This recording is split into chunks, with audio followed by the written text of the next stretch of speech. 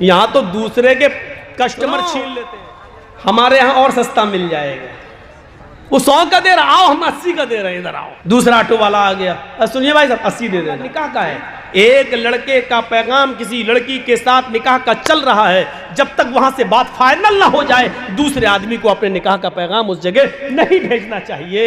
نہیں بھیجنا چاہیے۔ کچھ کٹھ ملے ایسے بھی پیدا ہو گئے جو دکانیں بند کرانے کے لیے انڈے کاٹتے ہیں، دھاگے پڑ کے دیتے، لے اس کو فلاں دکان کے سامنے گاڑ دینا، اس کی دکان بند ہو جائے گی، تیرے کسٹمر آنے۔ ایک دوسرے کی فکر کیا کرتا تھا، ایک دوسرے کی قدر کیا کرتا تھا، ایک دوسرے کے گھر میں کھانا آ جائے چلا جائے اس کی فکر کیا کرتا تھا، ایک دوسرے کی روٹی روزی چھیننے والے نہیں تھے۔ اور یہ اثر تھا محمد رسول اللہ صلی اللہ علیہ وسلم کی۔ سعید ابن جبیر نے یہ سیکھا ہی نہیں ہے کہ ہم اپنی جان بچانے کے لیے تم دونوں کی جان کو مصیبت میں ڈال دیں، تم دونوں کی جان کو خطرے میں ڈال دیں۔ پورا واقعہ بتانے کا مقصد یہ تھا کہ سعید ابن جبیر نے اپنی گردن پہ تلوار چلانا گوارا کر لیا، لیکن ان دو مسلمان پولیس والوں کی جان کو خطرے میں ڈالنا گوارا نہیں کیا۔ یہ اسلام کی تعلیم تھی۔ وہ اپنے لیے جو پسند نہیں کرتے تھے ان پولیس والوں کے لیے بھی انہوں نے پسند نہیں کیا۔ وہ نہیں چاہتے تھے کہ میں بچوں تو یہ دونوں کی جان چلی جائے۔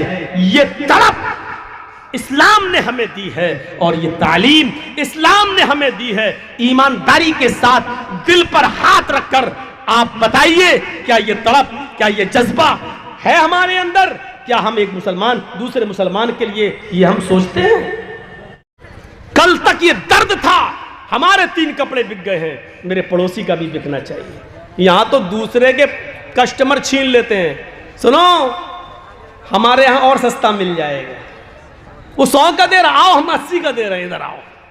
اور یہ کمپٹیشن سب میں چل رہا ہے۔ ایک رکشے والے سے بات ہو رہی ہے، ہاں کتنا لوگے وہاں تک کا کٹیار، یہاں کتنا لوگے کا 100 روپے۔ دوسرا آٹو والا آ گیا، سنیے بھائی صاحب 80 دے دینا۔ یہ ہر جگہ چل رہا ہے، جبکہ سودے پہ سودا حرام ہے، نہیں ہونا چاہیے۔ جب تک ایک آدمی کی بات کمپلیٹ ختم نہ ہو جائے تب تک دوسرے کو، یہی بات معاملہ نکاح کا ہے۔ ایک لڑکے کا پیغام کسی لڑکی کے ساتھ نکاح کا چل رہا ہے، جب تک وہاں سے بات فائنل نہ ہو جائے دوسرے آدمی کو اپنے نکاح کا پیغام اس جگہ نہیں بھیجنا چاہیے، نہیں بھیجنا چاہیے۔ یہ اسلامی تعلیمات ہے، جرجیز کے باپ کی گھر کی نہیں ہے، یہ اسلامی تعلیمات ہے۔ میرے بھائیوں، اس پر ہمیں اور آپ کو غور کرنا چاہیے اور سوچنا چاہیے۔ یہاں تو کچھ کٹھ ملے ایسے بھی پیدا ہو گئے جو دکانیں بند کرانے کے لیے انڈے کاٹتے ہیں، دھاگے پڑ کے دیتے، لے اس کو فلاں دکان کے سامنے گاڑ دینا، اس کی دکان بند ہو جائے گی، تیرے کسٹمر آنے لگیں گے۔ یہاں ایسے بھی کٹھ ملے پیدا ہوئے ہیں، ان کو میں کٹھ ملا کہتا ہوں، مولانا نہیں۔ ایسے بھی کٹھ ملے پیدا ہوئے جو کہتے ہیں کہ یہ لے اپنی دکان پہ لٹکا لینا، دوسرے کی دکان کے سامنے زمین کھود کر یہ کاغذ گاڑ دینا، اس کے یہاں کسٹمر کوئی نہیں آئے گا، تیرے یہاں آئیں گے۔ ہمارے نبی ایک کی دکان چلانے اور ایک کی دکان بند کرنے کے لیے نہیں آئے تھے۔ یہ عقل کہتی ہے ہمارے نبی اس لیے آئے کہ تمہاری بھی دکان چلے اور تمہاری بھی چلے، تمہارے بیوی بچے کھائیں اور تمہارے بھی بیوی بچے کھائیں۔ آئے کٹھ ملاؤ، مجھے ایسی دعا بتا دو جو اللہ کے نبی نے ایسی دعا بتائی ہو کہ اس دعا سے تمہارے کسٹمر تو آئیں اور دوسرے کی دکان بند ہو جائے۔ مولوی جرجیز کو ابھی تک ایسی دعا نہیں ملی ہے۔ اے کٹھ ملاؤ، تمہارے پاس وہ دعا کہاں سے آئی؟ ذرا مجھے بھی بتا دو، ہم بھی تو جانے کہ وہ دعا تم نے کہاں سے سیکھی ہے، کہاں سے پڑھی ہے، کس حدیث میں پڑھی ہے، قرآن کی کون سی آیت ہے؟ نہیں دے پاؤ گے۔ فَاتُوا بُرْحَانَكُمْ إِن كُنتُمْ صَادِقِينَ، اگر تم اپنے دعوے میں سچے ہو تو دلیل پیش کرو، ایسی کوئی دلیل لے کر آؤ۔ یہ اسلام کی خصوصیت تھی، یہ اس کی تعلیمات کی خصوصیت تھی۔ ایک دوسرے کی فکر کیا کرتا تھا، ایک دوسرے کی قدر کیا کرتا تھا، ایک دوسرے کے گھر میں کھانا آ جائے چلا جائے اس کی فکر کیا کرتا تھا. ایک دوسرے کی روٹی روزی چھیننے والے نہیں تھے. اور یہ اثر تھا محمد رسول اللہ صلی اللہ علیہ وسلم کی تعلیم کا. غور کرو, سعید ابن جبیر کو حجاج ابن یوسف کی پولیس ڈھونڈ رہی ہے. حجاج ابن یوسف بڑا ظالم بادشاہ گزرا ہے, حکمراں گزرا ہے. اس نے بڑے بڑے صحابہ کو قتل کروا دیا اور ذرا بھی نہیں ہچکچایا. وہی سعید ابن جبیر کے پیچھے پڑ گیا.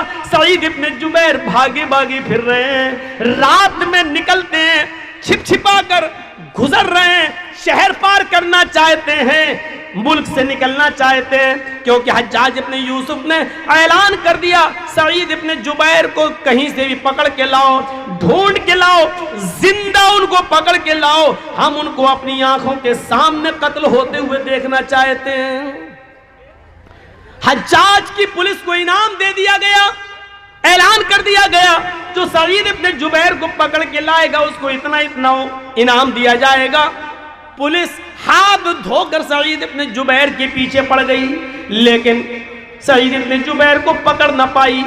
ایک دن ایسا تھا کہ سعید ابن جبیر رات کے اندھیرے میں ایک جھونپڑی میں گھس گئے اور ایک مسلمان نے ان کو اپنے گھر میں پناہ دے دی اور کہا کل شام تک یہیں سو جاؤ اور رات میں پھر یہاں سے نکل جانا. لیکن اسی رات ایک دوسرے مسلمان نے سعید ابن جبیر کو اس جھونپڑی میں جاتے ہوئے دیکھ لیا اور اس دیکھنے والے مسلمان نے حجاج ابن یوسف کی پولیس کو خبر کر دی کہ سعید ابن جبیر فلاں آدمی کے گھر میں چھپے ہوئے ہیں. ہمیشہ یاد رکھنا, جاسوسی اپنے ہی لوگ کرتے ہیں, دوسروں سے امیدیں کم ہیں.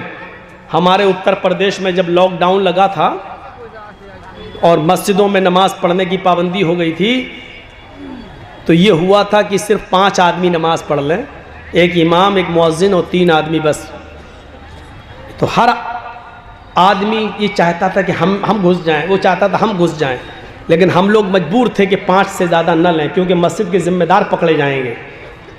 تو جو پہلے آ جاتا تھا وہ پڑھ لیتا تھا, لیکن جو بعد میں آ رہا ضد کر رہا نہیں ہم بھی جائیں گے, اس کو منع کر دیا نہیں, وہی جاسوسی کرتا, پولیس کو فون کر کے سنو فلاں مسجد میں اتنے نماز پڑھ رہے ہیں.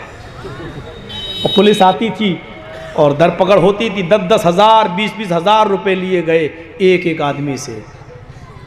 لاک ڈاؤن میں پولیس نے خوب حرام کی ہڈیاں کمائی ہیں. تو اپنے ہی لوگ جاسوسی کرتے ہیں, اپنے لوگ. سعید ابن جبیر کی جاسوسی بھی اپنے ہی لوگوں نے کی اور حجاج ابن یوسف کی پولیس رات میں پہنچی اور اس گھر پہ چھاپا مارا, سعید ابن جبیر پکڑ لیے گئے. میں جو بتانا چاہتا ہوں وہ سنیے. سعید ابن جبیر پکڑ لیے گئے.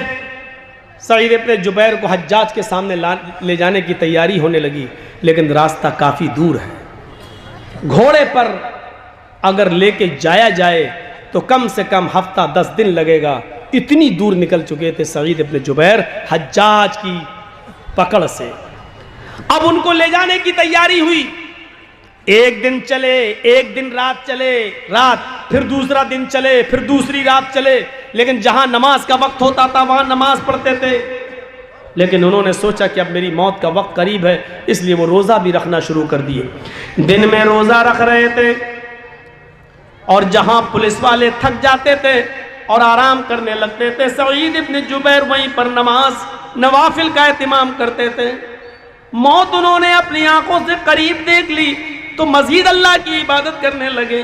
لیکن سعید ابن جبیر کے مریدین اتنے تھے, ان کو چاہنے والے اتنے تھے کہ جس گاؤں سے یہ گزرتے لوگ ان کو کھانا کھلاتے, ان کو پانی پلاتے, ان کی عزت کرتے. لیکن سب کو اس بات کا احساس تھا کہ سعید ابن جبیر اب قتل کر دیے جائیں گے. 3-4 دن سفر میں چلتے چلتے ہو گیا. پولیس والے, جو 2 پولیس والے ان کو پکڑے ہوئے تھے اور ہاتھ میں ہتھکڑی ڈال رکھی تھی, ان پولیس والوں کو سعید ابن جبیر کا اخلاق بہت پسند آیا. رات میں نماز پڑھنا, دن میں روزہ رکھنا اور اچھی طریقے سے بات چیت کرنا اور بولنا. تو ان دونوں پولیس والوں کے دل میں رحم آ گیا. انہوں نے کہا اے سعید میں نہیں چاہتا کہ تم جیسے نیک انسان کو حجاج ابن یوسف کے پاس پہنچایا جائے اور وہ تمہیں اپنے جلادوں سے قتل کرا دے. سعید تمہارے بچے ہیں, تمہاری بیوی ہے, تمہارے بچے ہیں, تمہیں بھی اپنے بیوی بچوں کی یاد آئے گی. ہاں اے سعید میں نہیں چاہتا کہ تمہارے قتل کا گناہ ہم اپنے سر پر لا دیں. ایسا کرو, حجاج کو ابھی معلوم نہیں ہے کہ ہم نے تمہیں گرفتار کر لیا ہے, ہم تمہیں رات میں چھوڑ دیتے ہیں, تم رات کا فائدہ اٹھا کر چپکے سے نکل جاؤ. یاد رکھنا ملک کو کراس کرنا تھوڑا مشکل ہے, رات ہی رات میں تمہیں نکلنا ہوگا اور کچھ دن کے بعد تم نکل جاؤ گے. اے سعید اپنا خیال رکھنا, ہم تمہیں چھوڑ رہے ہیں. سعید ابن جبیر نے کہا پولیس والوں سے تم نے بہت اچھا کیا کہ میری بیوی اور میرے بچوں کی خاطر تم نے مجھے چھوڑ دیا. اللہ تم پر رحم فرمائے جس طرح تم نے میرے اوپر رحم کیا ہے. سعید ابن جبیر نے 2 رکعت اللہ کے لیے شکرانے کی نماز پڑھی اور وہیں سے وہ چل دیتے ہیں, نکل جاتے ہیں. یہ پولیس والوں کو دعا دے کر نکل جاتے ہیں, لیکن ابھی 1 میل ہی گئے ہوں گے, 1 یا 2 میل دور گئے ہوں گے. ان کو کچھ خیال آیا, ان کے ذہن میں کوئی بات آئی. سعید ابن جبیر وہیں سے پلٹتے ہیں اور جلدی سے بھاگتے ہوئے دوڑتے ہوئے ان دونوں پولیس والوں کے پاس دوبارہ آ جاتے ہیں اور کہتے ہیں اے میرے مسلم پولیس والو, اے میرے مسلمان بھائیو, اے حجاج کے پولیس والو, تم نے مجھے چھوڑا, تم نے اپنا حق ادا کر دیا, لیکن میں واپس تمہارے پاس آ گیا ہوں. مجھے اچھا نہیں لگ رہا ہے کہ میں واپس جاؤں. جب تم دونوں نے مجھے گرفتار کر ہی لیا ہے تو مجھے حجاج کے پاس لے کر چلو. وہ دونوں پولیس والے کہنے لگے سعید تمہارا دماغ خراب ہے, تمہیں معلوم ہے کہ اس کا انجام کیا ہوگا, وہ تمہیں قتل کر دے گا. سعید ابن جبیر کہتے ہیں ہاں مجھے معلوم ہے کہ اس کے سامنے گئے اور میرا انجام میرا قتل ہے, لیکن مجھے پھر بھی جانا ہے. کہا ایسا کیوں, ہم تو تمہیں چھوڑ رہے ہیں, پھر کیا بات ہے کہ تم بھاگنے کے لیے تیار نہیں ہو.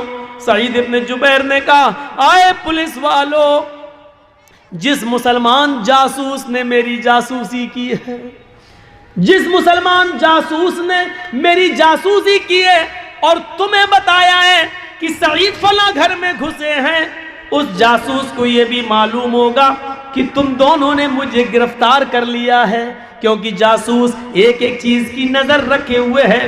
جب تم دونوں نے مجھے گرفتار کر لیا ہے تو اس کی خبر اس جاسوس کو ضرور ہوگی. تم مجھے چھوڑ رہے ہو تو جاسوس کو اس بات کی بھی خبر ہوگی کہ تم مجھے چھوڑ رہے ہو, اور جب حجاج کے سامنے تم جا کر یہ کہو گے کہ مجھے سعید ابن جبیر نہیں ملے, لیکن اگر اس جاسوس نے یہ کہہ دیا مل گئے تھے, میری آنکھوں کے سامنے ان کو پکڑا بھی تھا لیکن بعد میں چھوڑ دیا, تو پھر حجاج ابن یوسف جیسا ظالم آدمی یہ سن لے گا اور جان لے گا کہ تم دونوں نے مجھے گرفتار کر کے چھوڑ دیا ہے, تو پھر وہ تم دونوں کی گردن اڑا دے گا. سعید ابن جبیر نے یہ سیکھا ہی نہیں ہے کہ ہم اپنی جان بچانے کے لیے تم دونوں کی جان کو مصیبت میں ڈال دیں, تم دونوں کی جان کو خطرے میں ڈال دیں. نہ ہمارا نبی اس بات کی اجازت دیتا ہے, نہ ہمارا قرآن اس بات کی اجازت دیتا ہے, نہ ہمارا اسلام اس بات کی اجازت دیتا ہے.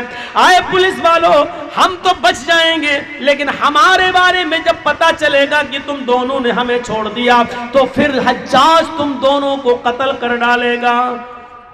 سعید ابن جبیر پھر نہیں مانے اور ان دونوں پولیس والوں نے مجبور ہو کر سعید ابن جبیر کو حجاج کے سامنے پیش کر دیا, اور حجاج نے ان کے ہاتھ پیچھے سے بندھوا کر خونی چمڑا بچھا کر جلاد کے ہاتھ میں تلوار دے کر کہا کہ میری آنکھوں کے سامنے سعید کو قتل کر دو, اور سعید کی گردن نیچے ہوتی ہے اور حجاج ابن یوسف کے جلاد نے ایک زوردار تلوار مار کر سعید ابن جبیر کو قتل کر دیا. پورے واقعے سے کیا ملا ہے پورا واقعہ بتانے کا مقصد یہ تھا کہ سعید ابن جبیر نے اپنی گردن پہ تلوار چلانا گوارا کر لیا، لیکن ان دو مسلمان پولیس والوں کی جان کو خطرے میں ڈالنا گوارا نہیں کیا۔ یہ اسلام کی تعلیم تھی۔ وہ اپنے لیے جو پسند نہیں کرتے تھے ان پولیس والوں کے لیے بھی انہوں نے پسند نہیں کیا۔ وہ نہیں چاہتے تھے کہ میں بچوں تو یہ دونوں کی جان چلی جائے۔ یہ تڑپ اسلام نے ہمیں دی ہے، اور یہ تعلیم اسلام نے ہمیں دی ہے۔ ایمانداری کے ساتھ دل پر ہاتھ رکھ کر آپ بتائیے، کیا یہ تڑپ، کیا یہ جذبہ ہے ہمارے اندر؟ کیا ہم ایک مسلمان دوسرے مسلمان کے لیے یہ ہم سوچتے ہیں؟